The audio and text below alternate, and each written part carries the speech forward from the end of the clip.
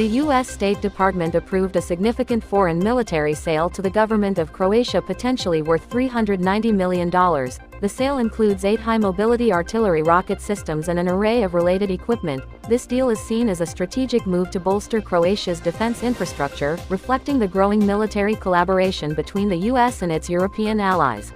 The Russian army has received a batch of new BMP-3 infantry fighting vehicles and BMD-4M airborne fighting vehicles equipped with additional protection kits, to protect them from drone attacks, as well as cover onboard projections from damage by ammunitions.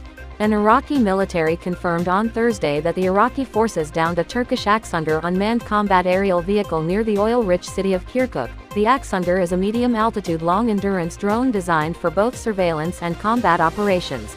Russia has deployed a rare modification of the Pantsir air defense system directly on the Crimean Bridge, which connects mainland Russia to the annexed Crimean Peninsula. Satellite images confirm that the Pantsir system has been present on the bridge for at least a month, indicating a long-term strategy to protect this vital route from potential Ukrainian strikes.